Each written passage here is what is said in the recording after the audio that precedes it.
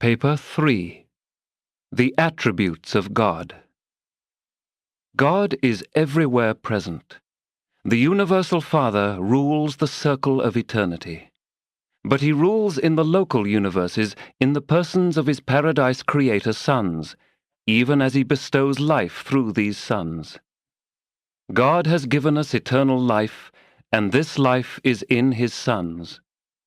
These creator sons of God are the personal expression of himself in the sectors of time and to the children of the whirling planets of the evolving universes of space.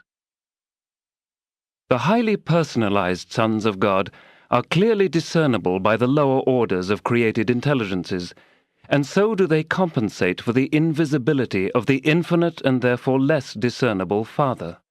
The Paradise Creator sons of the Universal Father are a revelation of an otherwise invisible being, invisible because of the absoluteness and infinity inherent in the circle of eternity and in the personalities of the Paradise deities. Creatorship is hardly an attribute of God. It is rather the aggregate of his acting nature. And this universal function of creatorship is eternally manifested as it is conditioned and controlled by all the coordinated attributes of the infinite and divine reality of the first source and center. We sincerely doubt whether any one characteristic of the divine nature can be regarded as being antecedent to the others, but if such were the case, then the creatorship nature of deity would take precedence over all other natures, activities, and attributes. And the creatorship of deity culminates in the universal truth of the fatherhood of God. 1. God's everywhereness.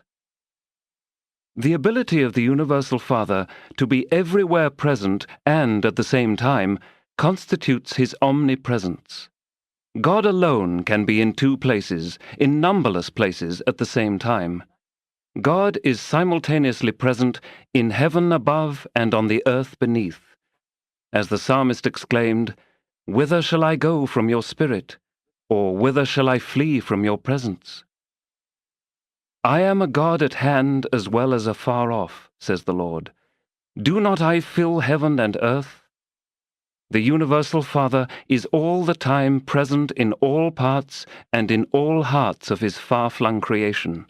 He is the fullness of him who fills all and in all, and who works all in all.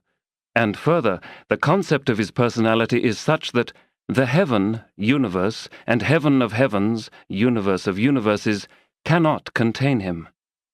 It is literally true that God is all and in all. But even that is not all of God. The infinite can be finally revealed only in infinity. The cause can never be fully comprehended by an analysis of effects. The living God is immeasurably greater than the sum total of creation that has come into being as the result of the creative acts of his unfettered free will. God is revealed throughout the cosmos, but the cosmos can never contain or encompass the entirety of the infinity of God. The Father's presence unceasingly patrols the master universe. His going forth is from the end of the heaven, and his circuit to the ends of it, and there is nothing hidden from the light thereof. The creature not only exists in God, but God also lives in the creature. We know we dwell in him because he lives in us. He has given us his Spirit. This gift from the Paradise Father is man's inseparable companion. He is the ever-present and all-pervading God.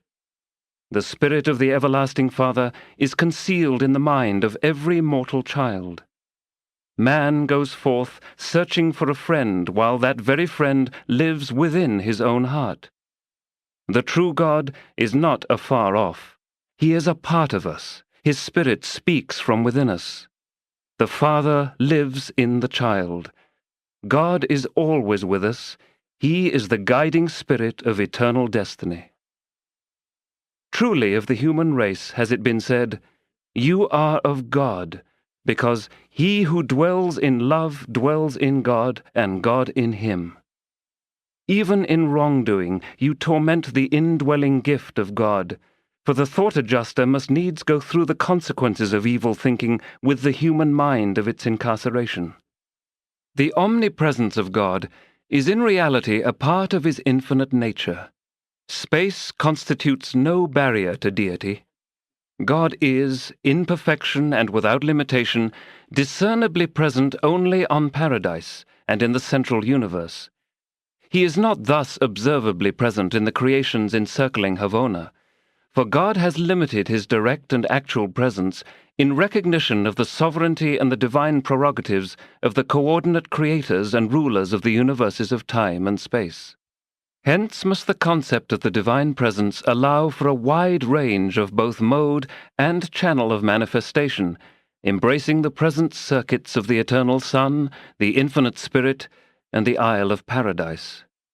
Nor is it always possible to distinguish between the presence of the Universal Father and the actions of his eternal coordinates and agencies, so perfectly do they fulfill all the infinite requirements of his unchanging purpose. But not so with the personality circuit and the adjusters.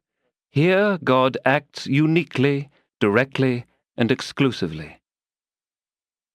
The Universal Controller is potentially present in the gravity circuits of the Isle of Paradise in all parts of the universe at all times and in the same degree, in accordance with the mass, in response to the physical demands for this presence, and because of the inherent nature of all creation which causes all things to adhere and consist in him. Likewise is the first source and center potentially present in the unqualified Absolute, the repository of the uncreated universes of the eternal future. God thus potentially pervades the physical universes of the past, present, and future. He is the primordial foundation of the coherence of the so-called material creation. This non-spiritual deity potential becomes actual here and there throughout the level of physical existences by the inexplicable intrusion of some one of his exclusive agencies upon the stage of universe action. The mind presence of God is correlated with the absolute mind of the conjoint actor, the infinite spirit, but in the finite creations it is better discerned in the everywhere functioning of the cosmic mind of the Paradise Master spirits. Just as the first source and center is potentially present in the mind circuits of the conjoint actor, so is he potentially present in the tensions of the universal absolute. But mind of the human order is a bestowal of the daughters of the conjoint actor, the divine ministers of the evolving universes. The everywhere present spirit of the Universal Father is coordinated with the function of the universal spirit presence of the eternal Son, and the everlasting divine potential of the deity absolute. But neither the spiritual activity of the eternal Son and his paradise sons, nor the mind bestowals of the infinite Spirit seem to exclude the direct action of the thought adjusters, the indwelling fragments of God, in the hearts of his creature children. Concerning God's presence in a planet, system, constellation, or a universe, the degree of such presence in any creational unit is a measure of the degree of the evolving presence of the Supreme Being. It is determined by the en masse recognition of God and loyalty to him on the part of the vast universe organization, running down to the systems and planets themselves. Therefore, it is sometimes with the hope of conserving and safeguarding these phases of God's precious presence that, when some planets, or even systems, have plunged far into spiritual darkness, they are in a certain sense quarantined or partially isolated from intercourse with the larger units of creation. And all this, as it operates on Urantia, is a spiritually defensive reaction of the majority of the worlds to save themselves, as far as possible, from suffering the isolating consequences of the alienating acts of a headstrong, wicked, and rebellious minority. While the Father parentally encircuits all his sons, all personalities, his influence in them is limited by the remoteness of their origin from the second and the third persons of deity, and augmented as their destiny attainment nears such levels. The fact of God's presence in creature minds is determined by whether or not they are indwelt by Father fragments, such as the mystery monitors, but his effective presence is determined by the degree of cooperation accorded these indwelling adjusters by the minds of their sojourn. The fluctuations of the Father's presence are not due to the changeableness of God. The Father does not retire in seclusion because he has been slighted. His affections are not alienated because of the creature's wrongdoing. Rather, having been endowed with the power of choice concerning himself, his children, in the exercise of that choice, directly determine the degree and limitations of the Father's divine influence in their own hearts and souls. The Father has freely bestowed himself upon us without limit and without favor. He is no respecter of persons, planets, systems, or universes. In the sectors of time, he confers differential honor only on the paradise personalities of God the Sevenfold, the coordinate creators of the finite universes. 2. God's infinite power. All the universes know that the Lord God omnipotent reigns. The affairs of this world and other worlds are divinely supervised. He does according to his will in the army of heaven and among the inhabitants of the earth. It is eternally true, there is no power but of God. Within the bounds of that which is consistent with the divine nature, it is literally true that with God all things are possible. The long drawn-out evolutionary processes of peoples, planets, and universes are under the perfect control of the universe creators and administrators, and unfold in accordance with the eternal purpose of the Universal Father, proceeding in harmony and order and in keeping with the all-wise plan of God. There is only one lawgiver. He upholds the worlds in space and swings the universes around the endless circle of the eternal circuit. Of all the divine attributes, his omnipotence, especially as it prevails in the material universe, is the best understood. Viewed as an unspiritual phenomenon, God is energy. This declaration of physical fact is predicated on the incomprehensible truth that the first source and center is the primal cause of the universal physical phenomena of all space. From this divine activity, all physical energy and other material manifestations are derived. Light, that is, light without heat, is another of the non-spiritual manifestations of the deities. And there is still another form of non-spiritual energy which is virtually unknown on Urantia. It is as yet unrecognized. God controls all power. He has made a way for the lightning. He has ordained the circuits of all energy. He has decreed the time and manner of the manifestation of all forms of energy matter. And all these things are held forever in his everlasting grasp, in the gravitational control centering on nether paradise. The light and energy of the eternal God thus swing on forever around his majestic circuit, the endless but orderly procession of the starry hosts composing the universe of universes. All creation circles eternally around the paradise personality center of all things and beings.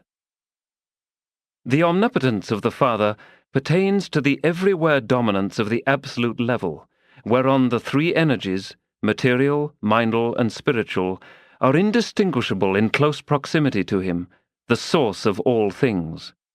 Creature mind, being neither paradise monota nor paradise spirit, is not directly responsive to the Universal Father. God adjusts with the mind of imperfection, with Urantia mortals through the thought adjusters. The Universal Father is not a transient force, a shifting power, or a fluctuating energy. The power and wisdom of the Father are wholly adequate to cope with any and all universe exigencies. As the emergencies of human experience arise, he has foreseen them all, and therefore he does not react to the affairs of the universe in a detached way, but rather in accordance with the dictates of eternal wisdom and in consonance with the mandates of infinite judgment. Regardless of appearances, the power of God is not functioning in the universe as a blind force. Situations do arise in which it appears that emergency rulings have been made, that natural laws have been suspended, that misadaptations have been recognized, and that an effort is being made to rectify the situation. But such is not the case. Such concepts of God have their origin in the limited range of your viewpoint, in the finiteness of your comprehension, and in the circumscribed scope of your survey. Such misunderstanding of God is due to the profound ignorance you enjoy regarding the existence of the higher laws of the realm, the magnitude of the Father's character, the infinity of his attributes, and the fact of his free willness. The planetary creatures of God's Spirit indwelling, scattered hither and yon throughout the universes of space, are so nearly infinite in number and order, their intellects are so diverse, their minds are so limited and sometimes so gross, their vision is so curtailed and localized, that it is almost impossible to formulate generalizations of law adequately expressive of the Father's infinite attributes, and at the same time to any degree comprehensible to these created intelligences. Therefore, to you, the creature, many of the acts of the all-powerful Creator seem to be arbitrary, detached, and not infrequently heartless and cruel. But again, I assure you that this is not true. God's doings are all purposeful, intelligent, wise, kind, and eternally considerate of the best good, not always of an individual being, an individual race, an individual planet, or even an individual universe, but they are for the welfare and best good of all concerned, from the lowest to the highest. In the epochs of time, the welfare of the part may sometimes appear to differ from the welfare of the whole.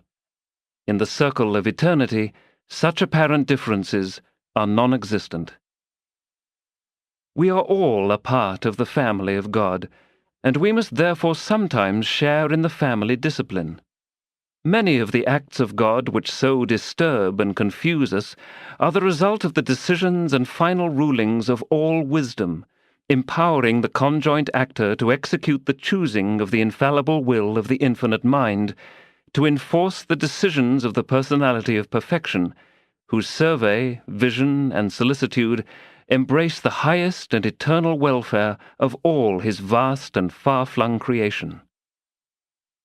Thus it is that your detached, sectional, finite, gross, and highly materialistic viewpoint, and the limitations inherent in the nature of your being, constitute such a handicap that you are unable to see, comprehend, or know the wisdom and kindness of many of the divine acts which to you seem fraught with such crushing cruelty, and which seem to be characterized by such utter indifference to the comfort and welfare, to the planetary happiness and personal prosperity of your fellow creatures.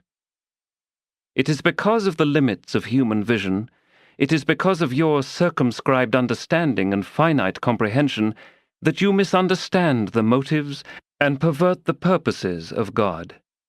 But many things occur on the evolutionary worlds which are not the personal doings of the Universal Father. The divine omnipotence is perfectly coordinated with the other attributes of the personality of God. The power of God is, ordinarily, only limited in its universe spiritual manifestation by three conditions or situations. 1. By the nature of God, especially by his infinite love, by truth, beauty, and goodness. 2. By the will of God, by his mercy ministry and fatherly relationship with the personalities of the universe. 3. By the law of God, by the righteousness and justice of the eternal Paradise Trinity. God is unlimited in power, divine in nature, final in will, infinite in attributes, eternal in wisdom, and absolute in reality. But all these characteristics of the Universal Father are unified in deity and universally expressed in the Paradise Trinity and in the divine sons of the Trinity. Otherwise, outside of Paradise and the central universe of Havona, everything pertaining to God is limited by the evolutionary presence of the Supreme, conditioned by the eventuating presence of the Ultimate, and coordinated by the three existential absolutes: deity, universal, and unqualified. And God's presence is thus limited because such is the will of God. 3. God's universal knowledge. God knows all things. The divine mind is conscious of and conversant with the thought of all creation. His knowledge of events is universal and perfect. The divine entities going out from him are a part of him. He who balances the clouds is also perfect in knowledge. The eyes of the Lord are in every place. Said your great teacher of the insignificant sparrow, "One of them shall not fall to the ground without my Father's knowledge." And also, "The very hairs of your head are numbered." He tells the number of the stars. He calls them all by their names. The Universal Father is the only personality in all the universe who does actually know the number of the stars and planets of space. All the worlds of every universe are constantly within the consciousness of God. He also says, "I have surely seen the affliction of my people. I have heard their cry, and I know their sorrows. For the Lord looks from heaven. He beholds all the sons of men. From the place of his habitation he looks upon all the inhabitants of the earth." Every creature child may truly say, "He knows the way I take, and when he has tried me, I shall come forth as gold." God knows our down-sittings and our uprisings. He understands our thoughts afar off, and is acquainted with all our ways. All things are naked and open to the eyes of him with whom we have to do. And it should be a real comfort to every human being to understand that he knows your frame. He remembers that you are dust. Jesus, speaking of the living God, said, "Your Father knows what you have need of, even before you ask him." God is possessed of unlimited power to know all things. His consciousness is universal. His personal circuit encompasses all personalities, and his knowledge of even the lowly creatures is supplemented indirectly through the descending series of divine sons and directly through the indwelling thought adjusters. And furthermore, the infinite spirit is all the time, everywhere present. We are not wholly certain as to whether or not God chooses to foreknow events of sin. But even if God should foreknow the free will acts of his children, such foreknowledge does not in the least abrogate their freedom. One thing is certain: God is never subjected to surprise. Omnipotence does not imply the power to do the non-doable, the ungodlike act. Neither does omniscience imply the knowing of the unknowable. But such statements can hardly be made comprehensible to the finite mind. The creature can hardly understand the range and limitations of the will of the Creator. 4. God's limitlessness. The successive bestowal of himself upon the universes as they are brought into being in no wise lessens the potential of power or the store of wisdom as they continue to reside and repose in the central personality of deity. In potential of force, wisdom, and love, the Father has never lessened aught of his possession, nor become divested of any attribute of his glorious personality, as the result of the unstinted bestowal of himself upon the paradise sons, upon his subordinate creations, and upon the manifold creatures thereof. The creation of every new universe calls for a new adjustment of gravity. But even if creation should continue indefinitely, eternally, even to infinity, so that eventually the material creation would exist without limitations, still the power of control and coordination reposing in the Isle of Paradise would be found equal to and adequate for the mastery, control, and coordination of such an infinite universe. And subsequent to this bestowal of limitless force and power upon a boundless universe, the infinite would still be surcharged with the same degree of force and energy. The unqualified absolute would still be undiminished. God would still possess the same infinite potential, just as if force, energy, and power had never been poured forth for the endowment of universe upon universe. And so with wisdom. The fact that mind is so freely distributed to the thinking of the realms in no wise impoverishes the central source of divine wisdom. As the universes multiply, and beings of the realms increase in number to the limits of comprehension, if mind continues without end to be bestowed upon these beings of high and low estate, still will God's central personality continue to embrace the same eternal, infinite, and all-wise mind. The fact that he sends forth spirit messengers from himself to indwell the men and women of your world and other worlds in no wise lessens his ability to function as a divine and all-powerful spirit personality. And there is absolutely no limit to the extent or number of such spirit monitors which he can and may send out. This giving of himself to his creatures creates a boundless, almost inconceivable future possibility of progressive and successive existences for these divinely endowed mortals. And this prodigal distribution of himself as these ministering spirit entities in no manner diminishes the wisdom and perfection of truth and knowledge which repose in the person of the all-wise, all-knowing, and all-powerful Father. To the mortals of time there is a future, but God inhabits eternity. Even though I hail from near the very abiding place of deity, I cannot presume to speak with perfection of understanding concerning the infinity of many of the divine attributes. Infinity of mind alone can fully comprehend infinity of existence and eternity of action. Mortal man cannot possibly know the infinitude of the Heavenly Father. Finite mind cannot think through such an absolute truth or fact. But this same finite human being can actually feel, literally experience, the full and undiminished impact of such an infinite Father's love.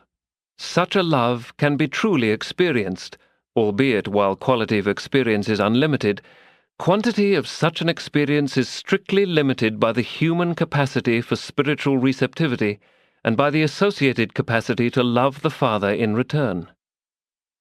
Finite appreciation of infinite qualities far transcends the logically limited capacities of the creature because of the fact that mortal man is made in the image of God.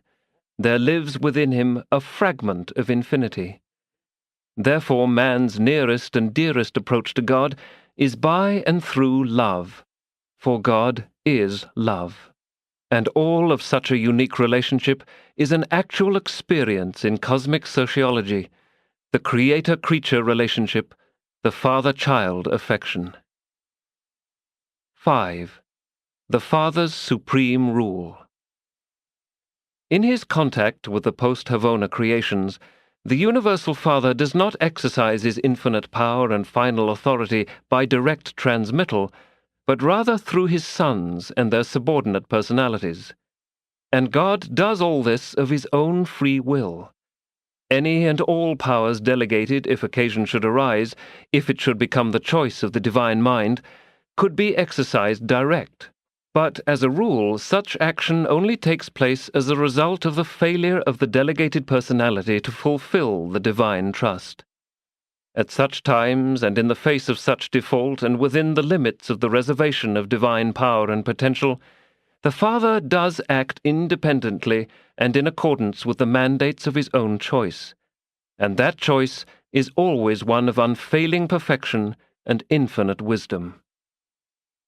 The Father rules through his sons.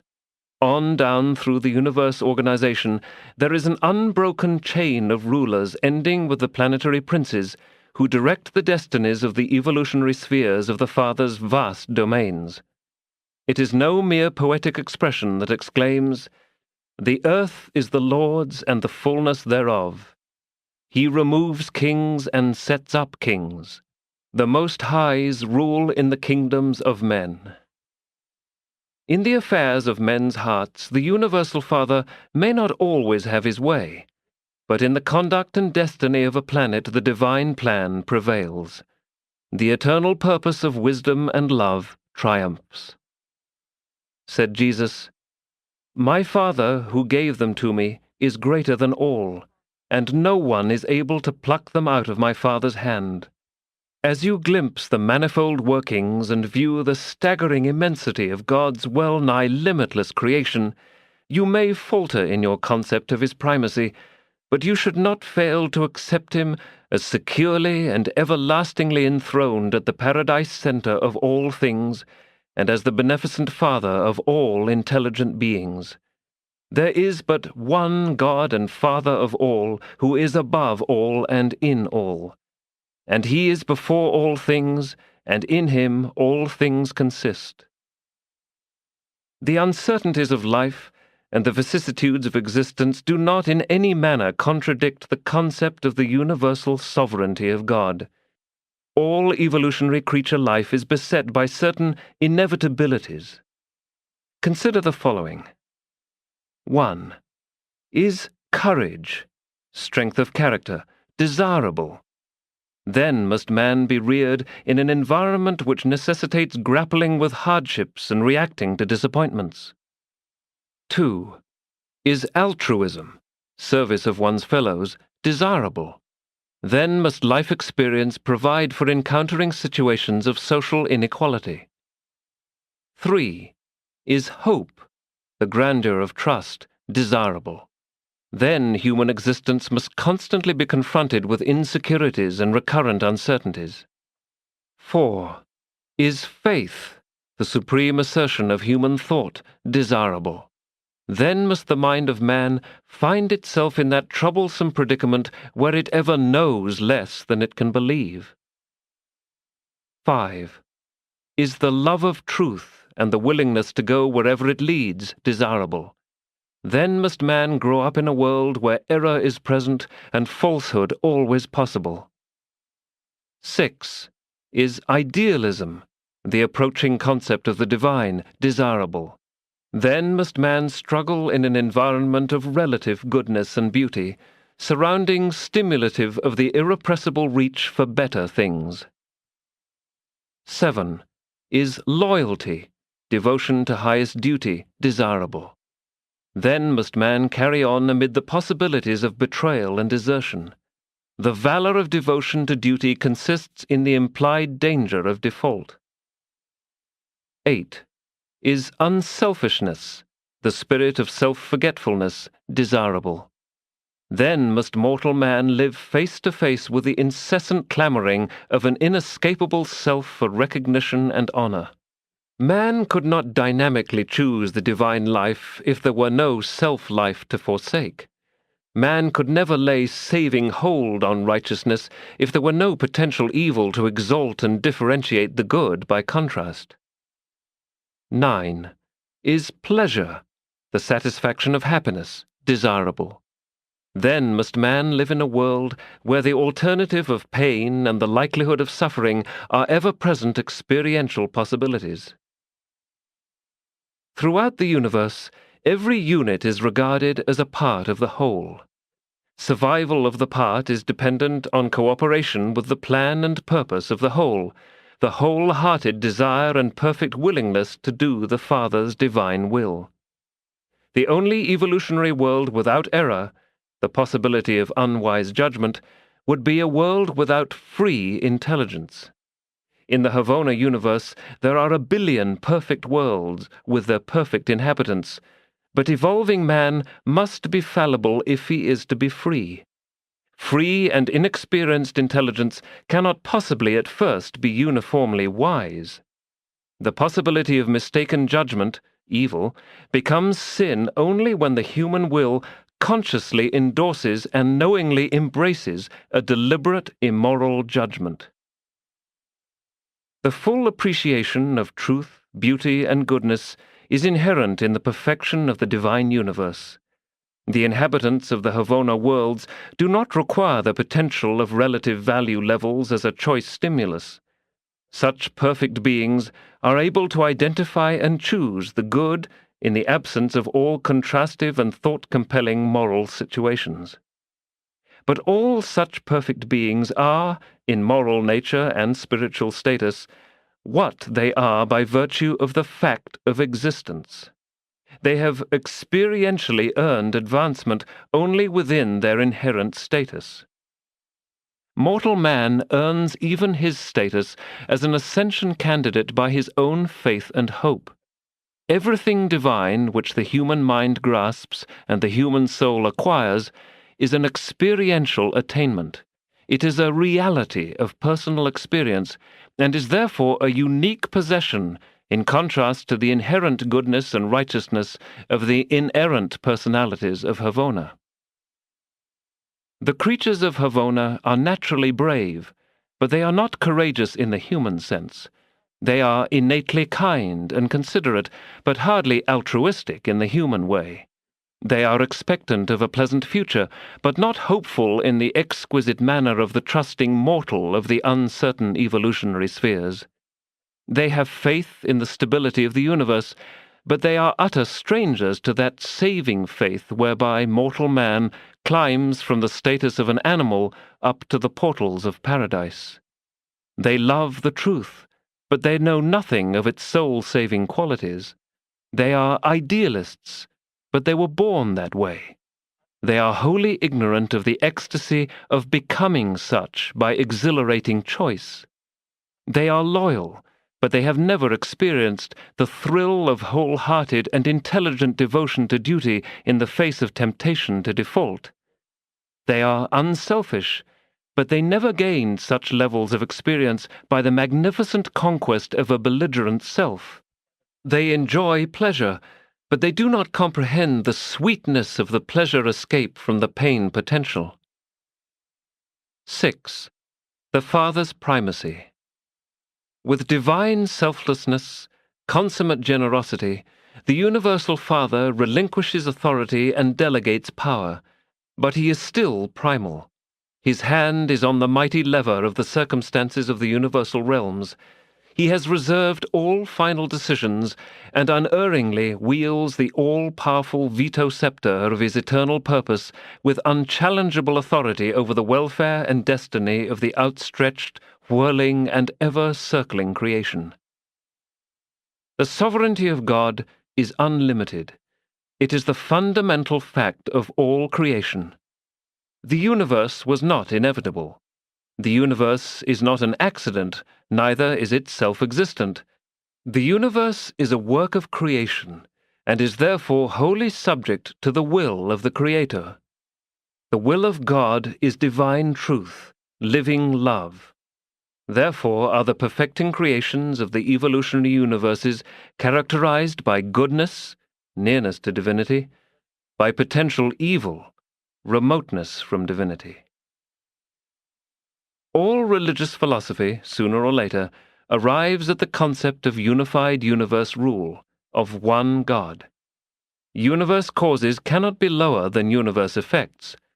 The source of the streams of universe life and of the cosmic mind must be above the levels of their manifestation. The human mind cannot be consistently explained in terms of the lower orders of existence. Man's mind can be truly comprehended only by recognizing the reality of higher orders of thought and purposive will. Man, as a moral being, is inexplicable unless the reality of the Universal Father is acknowledged. The mechanistic philosopher professes to reject the idea of a universal and sovereign will, the very sovereign will whose activity in the elaboration of universe laws he so deeply reverences. What unintended homage the mechanist pays the law creator when he conceives such laws to be self-acting and self-explanatory.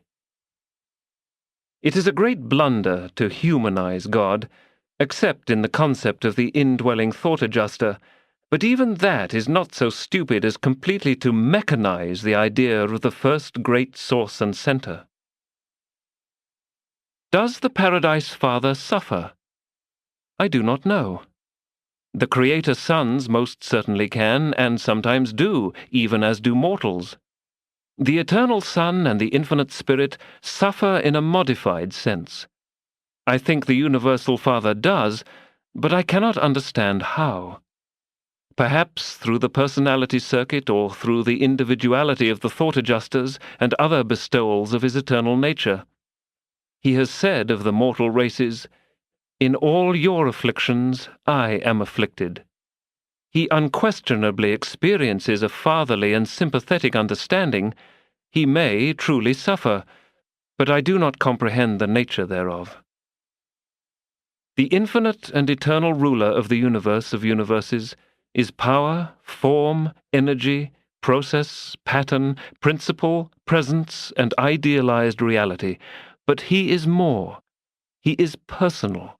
He exercises a sovereign will, experiences self-consciousness of divinity, executes the mandates of a creative mind, pursues the satisfaction of the realization of an eternal purpose, and manifests a father's love and affection for his universe children.